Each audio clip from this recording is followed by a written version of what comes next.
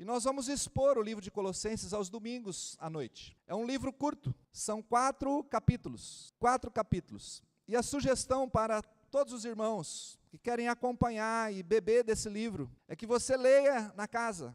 Faça perguntas para você, faça perguntas no texto, e aí à noite, crie aquela expectativa de cada domingo você, poxa, eu quero entender ali o que a pessoa vai trazer a respeito desse texto. Você que não tem talvez o hábito de ler a Bíblia, talvez tenha alguns aqui que não tenha esse hábito, quem sabe você vai começar a desenvolver esse hábito de você extrair as verdades sozinho. As verdades da Bíblia, elas não estão ocultas, escondidas, e elas são entregues só para aqueles iluminados. É tão interessante que esse livro vai tratar disso. Aquelas pessoas que estavam ali naquele contexto de Colossos, eles estavam lidando com essa situação, com essa circunstância no meio deles. E Paulo escreve aos Colossenses exatamente com essa preocupação. Alguns ali entendiam que a palavra era para alguns iluminados. Por exemplo, eu estou aqui, você olha para mim e diz, ele é o iluminado. Não, mentira, sou um igual. Estou aqui servindo aos irmãos diante da palavra de Deus, ajudando todos nós a olharmos para o texto. E juntos nós vamos extrair aquilo que o texto da palavra já entregou às gerações do passado e do futuro, que Deus deseja que eles entendam. E Deus é quem faz isso no coração do homem. Ele convence do pecado, ele convence da justiça e ele convence do juízo. Ele que leva o homem ao entendimento da palavra de Deus. E é isso aqui, de uma certa maneira, que Paulo está lidando.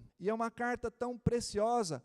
Colossenses e Efésios são cartas gêmeas. Carta, mas não é um livro, é uma carta. É uma carta que ela tem uma saudação, alguém está saudando, olha, eu sou fulano de tal, estou em tal lugar e estou saudando vocês que estão aí.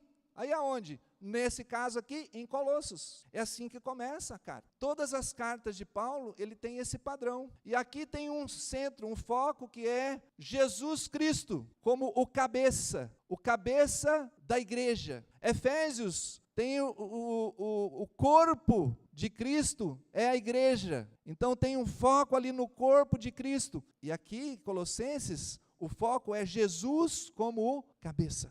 Interessante que a gente, nessa introdução, a gente já pode fazer a boa pergunta, não é? Se nós vamos mergulhar nesse livro, o foco desse livro está trazendo Jesus como cabeça. E você veio aqui por motivações, vamos dizer assim, religiosas, de uma vida espiritual que só Deus dá. E Ele deu essa vida em Cristo, em nada mais. Não é para o ser humano ter uma outra religião ou algo para ele se sentir bem. Não. Deus revelou o Filho dele à humanidade caída, perdida, e Jesus, santo, perfeito, assassinado numa cruz horrível por causa do ser humano pecador. E esse ser humano agora entende quem ele é, recebe a vida dele, proporcionada por ele, e agora então eles se juntam para conhecê-lo mais e apresentá-lo a outros. O propósito aqui, a pergunta é, Jesus é o cabeça da sua vida, da sua existência? É Ele quem te move a estar aqui? Que Ele nos move a estarmos juntos por causa dEle, somente dEle, de nada mais. Esse livro trata disso. Esse livro nos coloca diante dessa verdade. Paulo lida com ela. O texto que foi lido pelo Marley no início é o texto central, o texto base que Paulo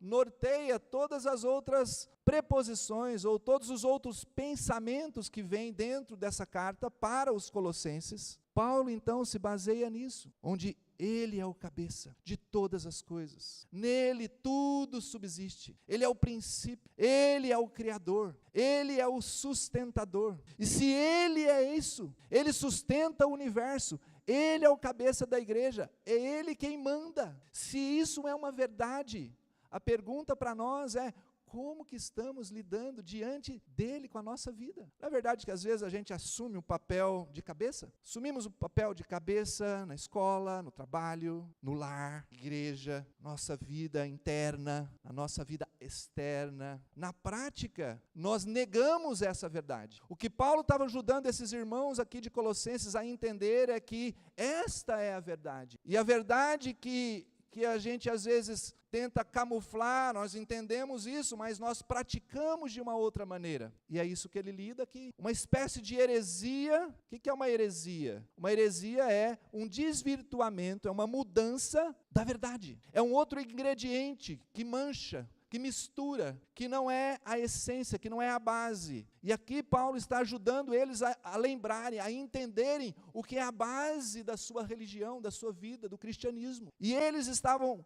começando, na verdade Paulo aqui elogia o início, eles eram santos e fiéis,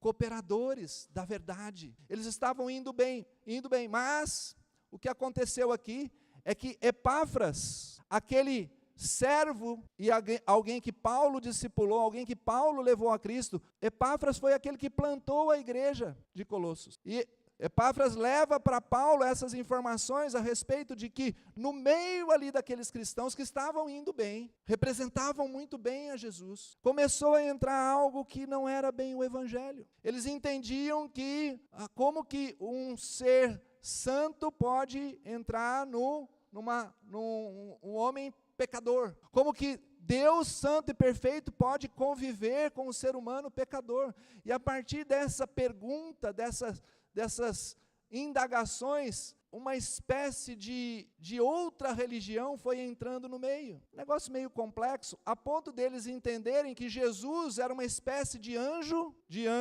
que foi diminuindo.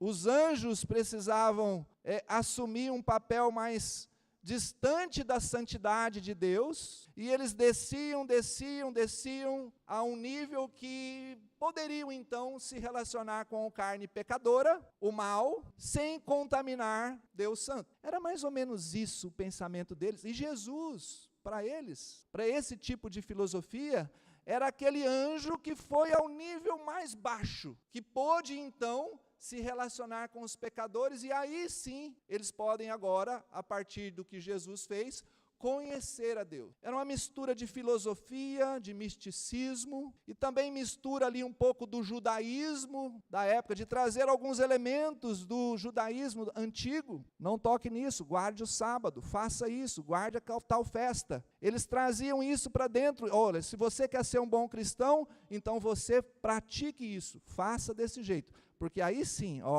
desse jeito você é bom, hein? Você é santo. Aí você atingiu um certo nível de santidade. Percebe? Isso aqui é só um contexto muito resumido, muito básico, daquilo que estava lidando aquele povo no meio. Algo diferente do evangelho verdadeiro entrando no meio, e eles precisavam fazer algo para serem salvos, aceitos por Deus, para terem uma vida espiritual. O que Paulo está dizendo é que não foi isso o que o evangelho proporcionou. O evangelho proporcionou foi tudo o que vocês precisavam para terem a vida de relacionamento com Deus que nenhum ser humano pode construir por si mesmo. Deus construiu para vocês e por vocês, e de graça. Vivam então a partir desta verdade. Esta é a verdade do evangelho. Cristo como cabeça. Epáfras plantou essa igreja. Onésimo, talvez alguns que estão familiarizados aqui com a Bíblia, Filemão, uma carta que Paulo escreveu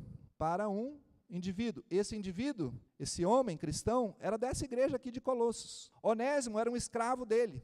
Esse escravo pisou na bola, fez algo errado lá e fugiu, foi embora. E ele foi parar lá em Roma e encontrou Paulo. Paulo então pregou o evangelho para ele. O que aconteceu com Onésimo? Entendi, Paulo. Entendi que eu sou perdoado. Entendi o que Jesus fez. Entendi quem é Deus. Eu preciso acertar as coisas. E Paulo então faz uma mediação entre os irmãos lá de Colossos, para que eles recebam aquele Onésimo de volta e o aceitem agora não mais como um ladrão, e Filemão não mais como receber ele como um escravo, mas agora recebam ele como um irmão. Olha que interessante. E Onésimo é alguém que aparece nessa carta, indo de volta, levando aqui essa carta com o Tíquico, que é alguém que aparece ali no final, e Paulo está dando uma orientação para eles receberem esse irmão. O que é que isso nos ensina aqui, irmãos? Igreja é o local que Deus colocou pecadores perdoados para receberem aqueles que então aceitaram o mesmo perdão de Deus, estão desejosos de serem cuidados, receberam o perdão de Deus, e agora juntos eles aprendem a expressar o perdão e a viverem agora juntos em paz. Esse é o tipo de comunidade que Paulo incentiva os colossenses a viverem, uma comunidade que recebe um pecador perdoado, sem barreiras, né? Você, ladrão, você não vem para cá não. Quem é que autorizou você voltar? Talvez o Filemão, que era o líder daquela igreja, poderia dizer, não, deixa eu ver se realmente ele... Mas Paulo está dizendo para eles receberem Onésimo como um irmão. Paulo alerta aqui esses irmãos, as heresias infiltradas, o misticismo, sincretismo. Misticismo é aquilo que está muito acima, tudo muito espiritual, e alguns iluminados conseguem atingir esse tipo de experiência. Sincretismo é aquela mistura que vem, que deturpa, que tira aquilo que é a verdade. É uma religião misturada. São elementos de várias religiões misturadas para que outros que entendem aquilo se sintam muito bem, muito espirituais. É disso que essa carta vai tratar. Existe aqui diversos cristãos, talvez dentro desse ambiente, o que pode acontecer é que existe um tipo de Jesus para um tipo de Jesus para outro. Quando a gente pensa nos nossos dias, um Jesus bonzinho, um Jesus um pouco mais firme, um Jesus que não aceita tal coisa, um Jesus que é mais liberal. Já viu isso? O cuidado de Paulo aqui é que esse sincretismo religioso, ele leva a uma comunidade de discípulos enxergarem a mesma palavra de Deus de diversas maneiras. Não é esse o objetivo do Evangelho. Não é esse o objetivo da carta aos Colossenses. Paulo está corrigindo isso dentro da vida daqueles irmãos. Hoje, o que nós estamos fazendo aqui? Vocês já perceberam? A ideia é de trazer instigar a todos nós. O que moveu Paulo a tratar esses assuntos com esses irmãos? O que alguns desses elementos aqui de Colossenses têm a ver conosco? As coisas então funcionam muito bem, desse jeito que nós estamos fazendo está indo muito bem, então vamos continuar assim, mesmo que não seja o evangelho verdadeiro. Então, é o que eles chamam de pragmatismo. O que é o pragmatismo? Funciona? Funciona? Tem vindo muita gente? A turma gosta? Gosta. Então tá bom, então vamos continuar assim.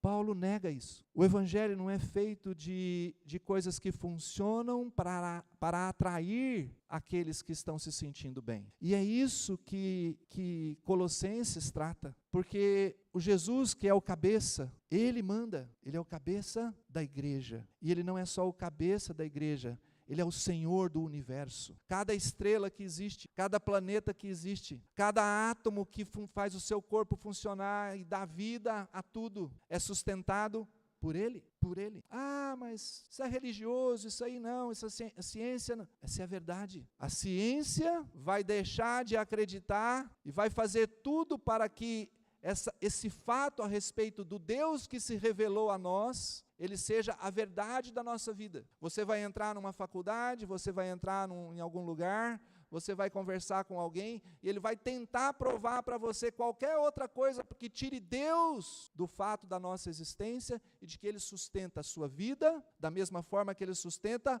o planeta e da mesma forma que ele sustenta o átomo que faz você estar vivo. Essa é a verdade. Essa é a verdade. E Paulo quer que esses cristãos, eles se movam por esta verdade. E nenhum outro elemento faça com que ele dê um outro passo para a vida. Nenhum passo para frente, nenhum passo de lado. O passo que nós vamos dar em direção à nossa vida, que vale a pena, é aquele que é orientado pela palavra de Deus e pelo Evangelho revelado pelo próprio Deus. Não faça outra coisa. Aqueles cristãos, Paulo está lembrando que eles eram cristãos de Colossos, santos e fiéis. É dessa forma que eles são tratados. Santos porque foram separados por Deus para um propósito de Deus para a vida. Fiéis é aqueles que são crentes à palavra que Deus revelou a eles. Eles são santos porque foram separados por Deus. Eu e você fomos separados por Deus. Ele te chamou para representá-lo. E somos fiéis porque cremos na revelação inteira dele. Somos fiéis. É nisso que eu creio, Senhor. Ah, mas o negócio está meio difícil, né? É difícil. Vamos colocar algum outro elemento aqui, porque eu não estou me sentindo muito crente. Ah, a gente precisa de algo mais. A gente precisa de uma outra coisa. Não. Você precisa crer na simplicidade do que Deus fez pela sua vida, nada mais do que isso. O que nós devemos fazer com a nossa vida, irmãos, à luz de Colossenses, é nos deslumbrarmos com a beleza de Deus, é nos deslumbrarmos com a graça de Deus, com o poder de Deus, com a pessoa de Jesus, com a revelação de Jesus a nós, é nos rendermos ao Rei dos Reis. A letra dessa música que nós cantamos, a pessoa que escreveu, ela escreveu o texto de Colossenses para nós cantarmos. Você cantou, não foi? A pergunta é, tinha verdade no que você estava cantando? Ele é o Rei dos Reis, Ele é o Senhor de verdade da sua vida. Paulo nos leva a esse desafio em Colossenses, nós nos deslumbramos, Senhor, o Senhor é o nosso Deus. Eu não sei lidar, Senhor, com essa área da minha vida, eu não sei lidar com aquela situação, mas você acha que aquele que sustenta os átomos, que controla um planeta, ele não olha para a sua vida e sabe do que você precisa, e você vai colocar a sua vida nas mãos de qualquer outra coisa, de uma religião, e não nas mãos daquele que te fez, e daquele que deu a vida por você? É quase que uma pergunta assim, fácil de responder, não tem nem chance de você falar, não dá, eu vou colocar a minha vida na mão aqui de um psicólogo, na mão de um pastor ali, na mão de não, a sua vida deve ser colocada nas mãos daquele que sustenta o universo, com as palmas da mão dele. Ele criou cada coisa, e ele foi até as últimas consequências para você ter a vida dele em ti. Nele nós nos movemos, nele nós existimos, é nele que nós cremos, é a palavra dele que nos ensina sobre a vida, não é qualquer outra filosofia, qualquer outra coisa nessa vida feita por homens. É Ele. O que aqueles cristãos lá entenderam? Eles entenderam que, tá bom, estou entendendo tudo isso aí, mas é que está um pouquinho difícil, então vamos fazer o seguinte, vamos deixar um pouquinho mais misterioso tudo isso. As heresias a respeito da existência do ser humano e qualquer outra religião nesse mundo, que ela contamina a verdade, ela deixa o homem muito mais longe de uma vida frutífera, bonita e bela. Pensa nas religiões da Índia, pensa naquelas religiões onde o Deus que deveria ser honrado, adorado, que dignifica o homem, que encarnou, ele é colocado de lado. Como que as pessoas vivem? Você já viu? Elas vivem como bicho, elas vivem escravas, elas não experimentam a vida abundante que Deus deu. E é isso que Colossenses vai nos trazer de volta, a oportunidade de nós desfrutarmos de verdade do que o Evangelho proporcionou para nós, Você já viu aqueles, não digo, pastores, eu não sei como que seria, mas eles pegam um objeto, colocam um objeto e colocam água dentro do copo, então aquela água, aquele objeto, ele tem um poder que vai trazer, quando aquela pessoa bebe, vai trazer alguns elementos, vai trazer alguma outra coisa, alguma capacidade dele fazer, dele ser bem sucedido, ou uma doença que curou e tal. Vocês já viram isso? É esse tipo de coisa que Paulo está lembrando aqui. Paulo está lembrando que o Evangelho não precisa disso. Aquelas pessoas que às vezes têm a Bíblia, mas eu gosto tanto desse verso aqui, porque quando eu leio ele, eu fico em paz, a minha alma fica em paz. É uma espécie de elemento estranho ao Evangelho verdadeiro. Paulo está incentivando ao tempo todo esses irmãos a eles serem conhecedores profundos da palavra de Deus. Tenham um conhecimento da palavra de Deus. O conhecimento, ele traz vida e ele traz alegria. É assim que funciona. Às vezes nós mesmos, ficamos a semana inteira sem leitura da Bíblia, sem aquele tempo devocional profundo, aquela prática, e nós então vamos fazer o quê? Agora eu vou pegar a minha Bíblia e vou ler aquele versículo especial, e ele vai me trazer paz. Deus, Ele quer que a gente o conheça profundamente. Ele deu a palavra dEle, Ele deu o Espírito dEle, Ele deu a pessoa dEle, para que a gente o conheça, e a gente desfrute desse relacionamento com Ele de verdade. E é isso que o livro de Colossenses vai nos ajudar nos nossos próximos encontros. Ore por isso.